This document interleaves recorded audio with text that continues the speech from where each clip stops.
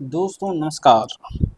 आज की इस वीडियो में हम बात करेंगे कक्षा 10वीं में जो 2024 के सेकेंड शिफ्ट में पूछा गया क्वेश्चन है, जिसको बच्चे लोग काफ़ी ज़्यादा कॉम्प्लिकेटेड समझते हैं कि जो है ये क्वेश्चन काफ़ी भारी जो है पूछा गया है।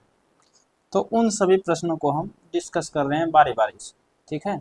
उसमें से ये भी हमको क्वेश्चन थोड़ा ठीक ठाक लगा, जिसको हम समझते हैं। कहता है यदि समांतर श्रेणी के प्रथम n पदों का योग 4n² प्लस 2n है, 4n² प्लस 2n है, तो समांतर श्रेणी का सार्वंतर होगा। सार्वंतर का मतलब d, ठीक है। n पदों का योग क्या होता है, तो हम बताए थे किसी भी एपी में प्रथम n पदों का योग होता है Sn, ठीक है। उसके लिए सूत्र भी होता है n/2 × 2a plus n-1 × d, वो सूत्र होता है। लेकिन यहाँ पर n पदों का योग यानी Sn का मान दिया गया है 4n² प्लस 2n, ठीक है। 4n² प्लस 2n ये हमको दिया गया है। इससे हमको निकालना है सार्वंतर। तो कैसे निकालेंगे उसके लिए थोड़ा सा पहले हम इसका बेसिक समझते हैं। बिना बेसिक समझे ये आपको दिक्कत करेगा। तो उसके लिए थोड़ा सा जो है बैक चलते हैं। एपी में सबको पता होगा कि पहला पद a1 होता है, दूसरा पद होता है a2, तीसरा a3, चौथा a4 और nवां पद an होता है, ठीक है। पहला पद a होता है जिसको a1 भी कहते हैं, दूसरा पद a2 और nवां पद an होता है। यहाँ तक में कोई दिक्कत किसी को नहीं होगा। उसी तरह से जो है ये तो हमारा nवां पद का था। अब योग वाले में चलेंगे, जब n पदों का योग पूछा जाएगा तो ये भी हमारा एपी वही है a1 a2 a3 a4। अगर पूछेगा प्रथम पदों का योग, प्रथम पदों का योग मतलब एक पद जो है इसका योग तो a1 ही होगा, क्योंकि इसमें एक ही पद है ये है। तो प्रथम n पदों का योग Sn होता है, लेकिन प्रथम यानी पहला पद का योग हो जाएगा S1। S1 किसके बराबर होगा, a1 के बराबर, ठीक है। क्योंकि पहला पद का योग भी तो पहला पद ही होगा, उसमें और कोई पद है ही नहीं। तो S1 हमेशा जो है a1 के बराबर होता है, ये बात आपको ध्यान में रखना। S1 किसके बराबर होगा, a1 के बराबर। अब हम कहेंगे कि प्रथम दो पदों का योग, शुरुआती दो पदों का योग यानी S2, n पदों का योग Sn होता है, तो प्रथम दो पदों का योग हो जाएगा S2। S2 को हम कैसे लिख सकते हैं, S2 को हम लिख सकते हैं a1 प्लस a2, यही दो ठो पद है, शुरू का दो पद यही है। यही दो पदों के योग को S2 लिखते हैं और इसी को a1 प्लस a2 हम लिख सकते हैं ना।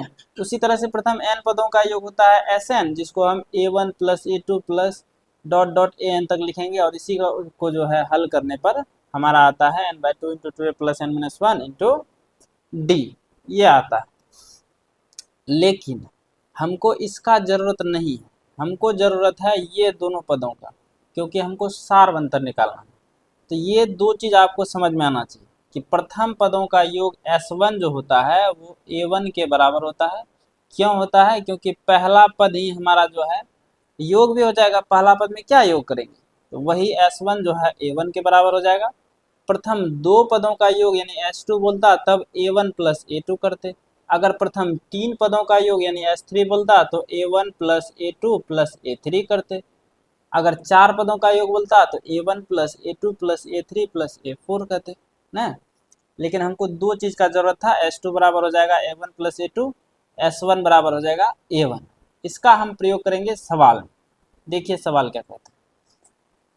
कहता है कि किसी समांतर श्रेणी के प्रथम n पदों का योग 4n² प्लस 2n है, तो समांतर श्रेणी का सार्वंतर यानी d होगा।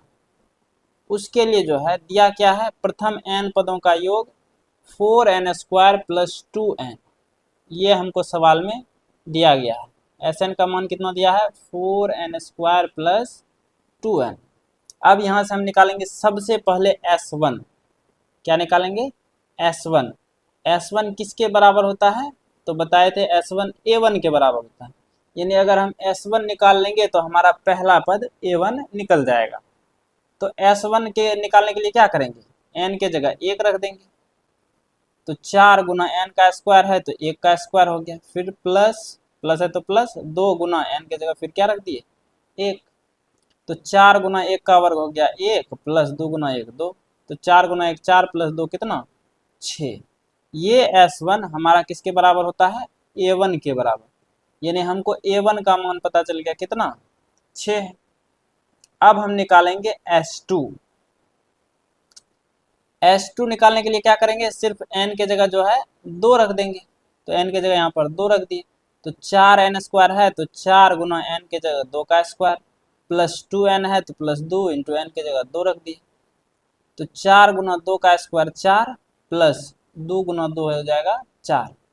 अब 2 का स्क्वायर 4 हो गया तो 4 गुना 4 हमारा 16 और ये 4 कितना 16 4 20, ये हमारा निकल गया S2। ठीक है, S1 A1 के बराबर था जो कि 6 आया।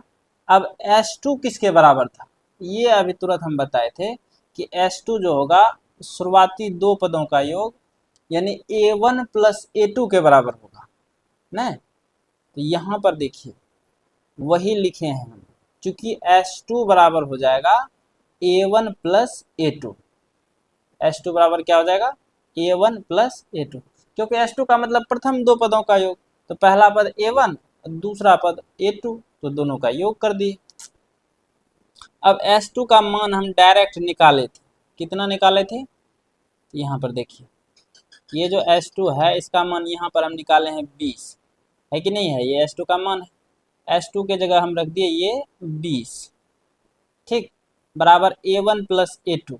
A1 का भी मान हम ऊपर में निकाले थे, जो कि S1 बोले थे A1 के बराबर होता है, और A1 का मान कितना है 6 है, तो इस A1 के जगह पर हम रख दिए 6 प्लस A2 हो गया। अब यहाँ पर ये हमारा 6 प्लस में है, इधर टपाएंगे माइनस में, इधर बचेगा A2, तो A2 बराबर हो जाएगा 20 में से 6 जाएगा 14। ठीक है, A2 का मान पता चल गया 14 और A1 का मान पता है 6, हम D निकाल सकते हैं, यानी सार्वंतर जिसको कहते हैं। तो D बराबर सूत्र होता है A2 माइनस A1, A2 का मान है 14 और A1 का मान निकाले हैं 6, तो 14 में से 6 घटाएंगे तो क्या होगा 8, क्या होगा 8, ये हमारा सार्व अंतर है। ठीक है, ये क्वेश्चन बच्चों को काफ़ी ज़्यादा जो है परेशान करता है, तो इसीलिए सोचे इस पर थोड़ा सा डिटेल वीडियो बना दें। अब देखते हैं हम अगला क्वेश्चन। अच्छा, इसका ऑप्शन हो जाएगा कौन सा, ये हो जाएगा ऑप्शन सी।